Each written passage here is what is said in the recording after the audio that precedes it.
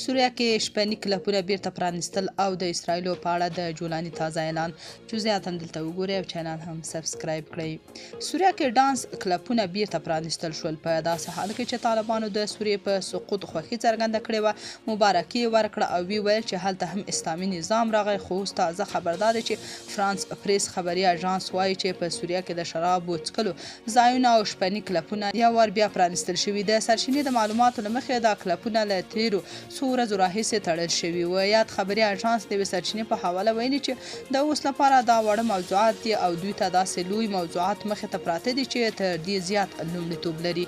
سره له دې چې هلته یوه مذهبي ډله واک ته رسېدلې، خو بیا هم ویلي دي چې د خلکو په فردي ازادي هیڅ کار نه لري. رسنیو کې د جولاني خپاره شوو انځورونو کې لیدل کېږي چې نوموړي د ښځو سره هم انځورونه اخیستي. بلخوا جولاني وایي چې د اسرائیلو سره په هیڅ صورت جنګ نه غواړو.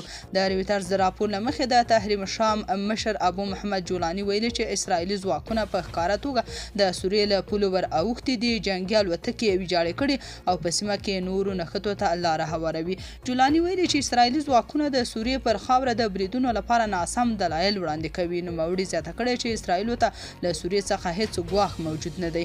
ابو محمد جولاني همدارنګه زیاته کړې چې سوریه له کلونو اوږدې جګړې ستړې شوې او د اسرائیلو یا نورو هیوادونو او ډلو سره بلې جګړې ته لیوالتیا نه لري او نه هم چاته اجازه ورکوي چې د سوریې له خاورې د اسرائیلو خلاف کړنې ترسره کړي. د جولاني په خبره دوی تر هر څه بې رغونې او ثبات ته لومړیتوب ورکوي. یو شمېر شنونکي بیا وایي چې د سوریې جهادي ډلې د امریکا او اسرائیلو په زور کامیاب شول، ځکه خو اوس د اسرائیلو په یرغل چوپه خوله دي.